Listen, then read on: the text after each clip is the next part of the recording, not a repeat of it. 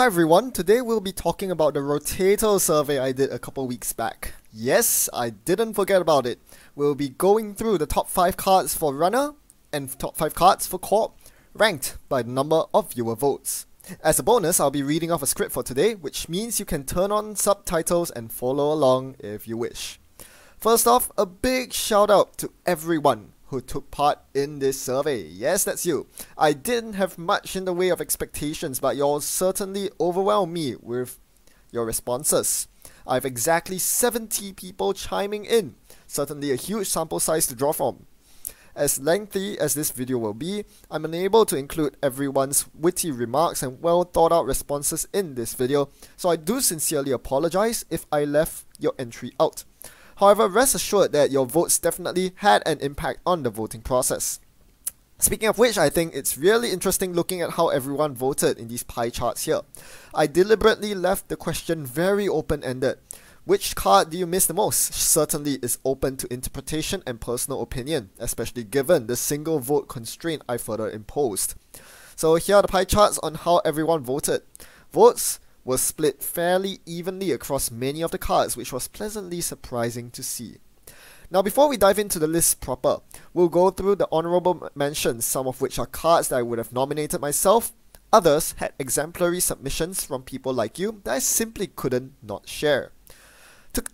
To kick things off, KEYHOLE isn't exactly a card I miss, but Kalavona makes a very compelling argument for it being a wonderful an equally powerful alternative to medium that requires some building around, creating interesting dynamics with its non-R&D locking nature, the archives defense and attack on both sides, as well as the decision making in which of the 3 KEYHOLE cards to trash. Viper is a card I really miss for 2 reasons. 1, the snacks are being trampled on along with Ouroboros. 2, this was a very reliable splash when you needed taxing ice. Bonus points if you're building an improved Tracers deck. Eve campaign, well, the PowerPoint slide speaks for itself. Parasite, a very unique solution to multi-sub ice in my opinion, and it seems I'm not the only one with that sentiment. I also agree with Varone in that Parasite screams Anarch, between the virus counters and ice trashing. Would be totally happy if they are reprinting it this cycle with game balance kept in mind. Scorched didn't make the top 5 list simply because Boom exists, but Space Cowboy here wrote a great eulogy for this departed card. Do pause the video and give it a read if you wish. Among the cards that didn't make the top 5 list, if you ask me for the most memorable card, it would definitely have to be Breaking News, for so many reasons, not least of which is that it's my channel icon. I maintain that the game is better when corps have a proactive threat such as Breaking News, and in time I hope to be vindicated when people realize that the real problem card was 24/7 news cycle after all, allowing you to activate on-agenda score effects early on in the corp turn without incurring the risk of leaving an advanced agenda like Breaking News out on the table. Now, on to the top 5 list proper, beginning with the runner side. Number 5. Andromeda. By democracy, Andromeda did indeed sneak its way into this list, but after filtering all the personal reasons and the fact that she was powerful and or ubiquitous, ultimately there's not much reason to miss Andromeda, I'd have to say. Identities are meant to be iconic, but can you recall where else Andromeda's featured, other than on the LAM and the now rotated networking? Me neither. Leech Road comes closest to justifying her spot on the list. She's emblematic of the whole criminal tempo playstyle that feels fundamentally missing from the game as of Kitara Pack 2.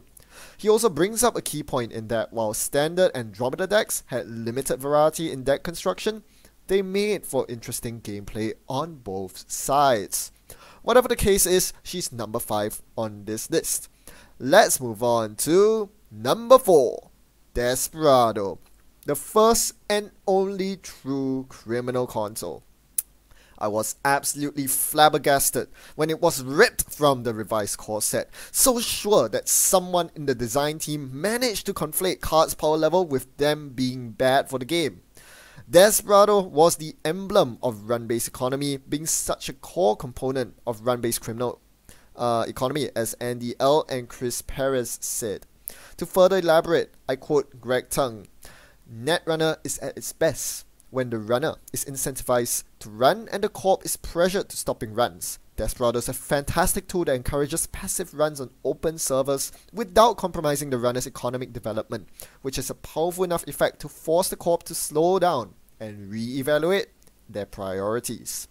We need more cards like Desperado that affect the value of the run and reward players for interacting with their opponents on a more immediate level.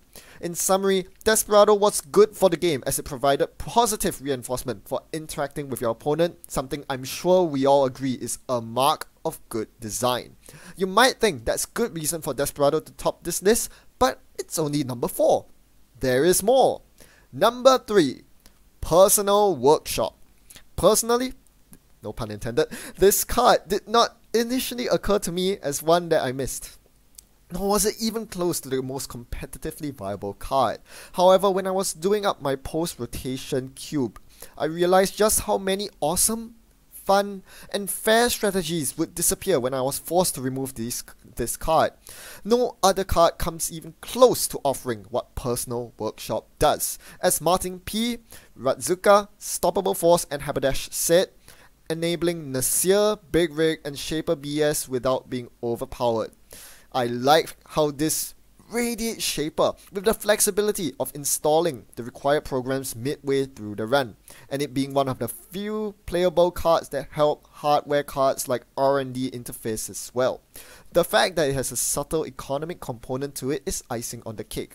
I definitely feel it deserved the spot on the revised core set, but for now we'll have to make do with its spot on the list. Number 2. Katie Jones. Netrunner is saturated with tons of economy cards, but few can be described by these adjectives: solid, reliable, iconic. It fulfilled a niche we are now missing, the ability to click for good money without being mashable like Mopus. Katie Jones is a fantastic, well-designed card in my opinion, as it rewards players who plan their turns out well to maximize the number of turns where KATI is used. The push your luck element with managing a loaded KATI is also a unique aspect she brings to the game. Our favorite long-necked lady will be sorely missed, and this spot in the rankings is a tribute to that. Number 1.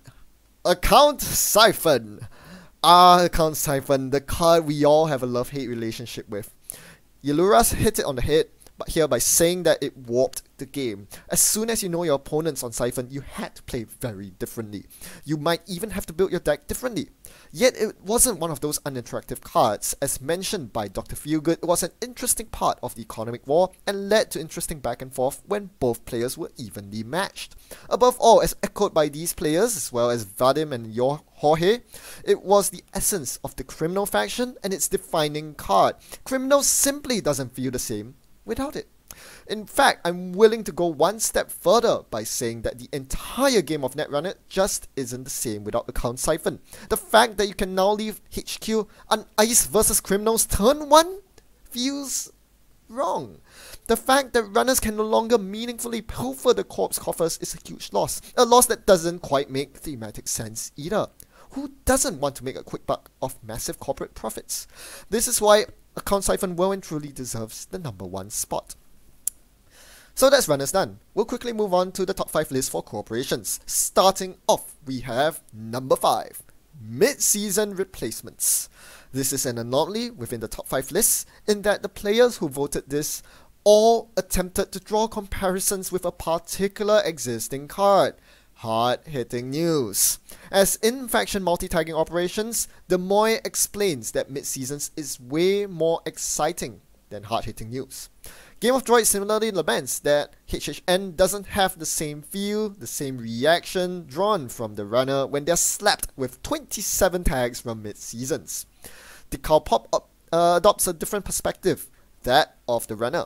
Mid-seasons is a card they'd much rather play around than hard-hitting news. Because of the extremely punitive nature of mid-seasons, games often wrap up very quickly after a successful mid-seasons, which I think many players appreciate. It is adrenaline-inducing. It gives runners the feeling that they're running while being set on fire, that every remaining click is do or die. That is, if they aren't outright killed by follow-up meat damage already.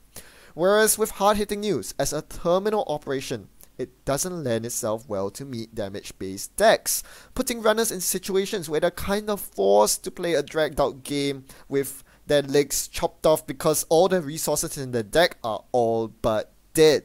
And some people don't like that. Different people enjoy different aspects of Netrunner, which is why mid-season creeps its way into number 5 on this list.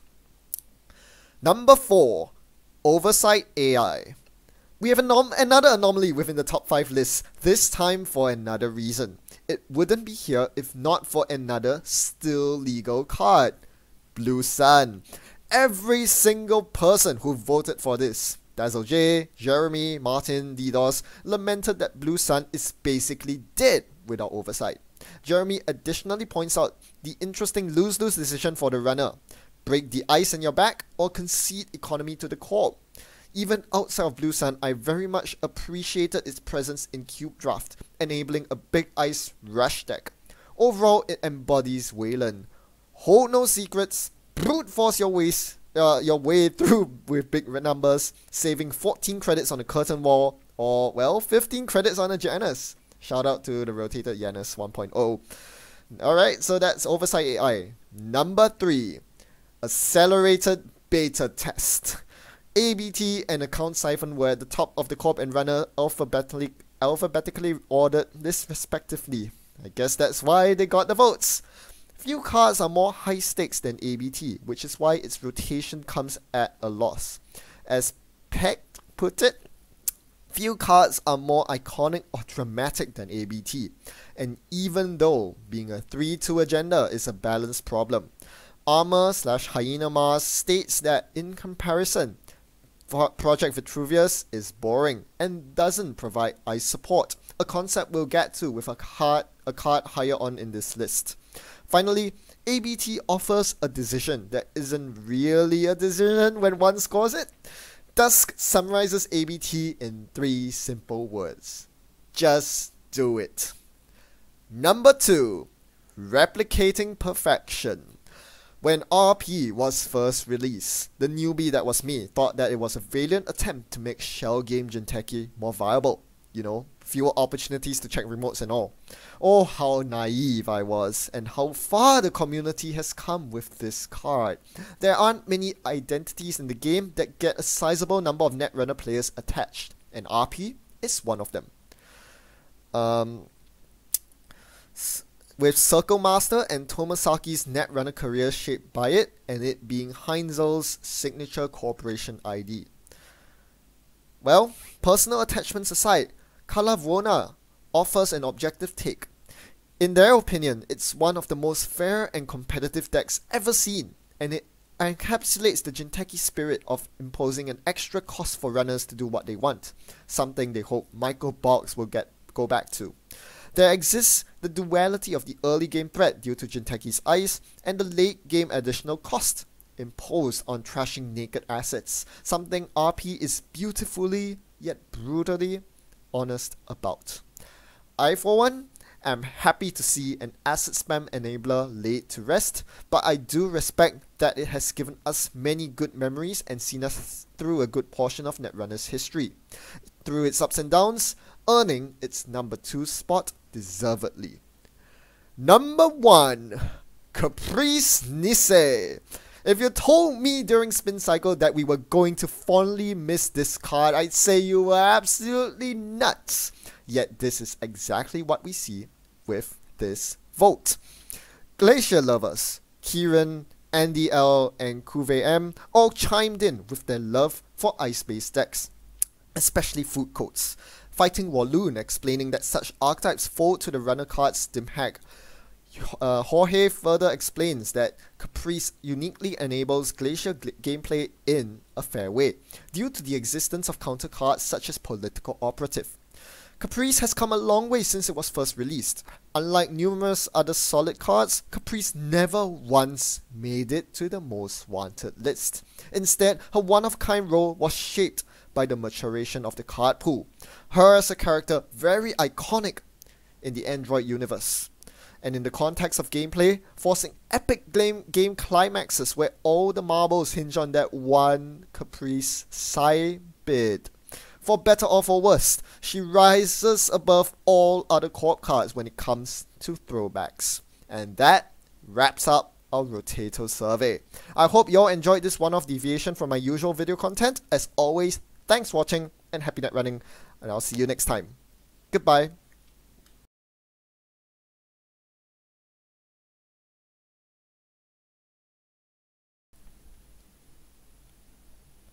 Our Jackson, who art in my deck, hallowed be thy name. Thy install come, thy drawing be done, in all decks as it is in NBN. Give us this day our daily cred, and forgive us our trash agendas, as we also have forgiven Wizard for trashing you. And lead us not into agenda flood, but deliver us from R&D lock. For thine is the deck, and the OP, and the glory forever and ever.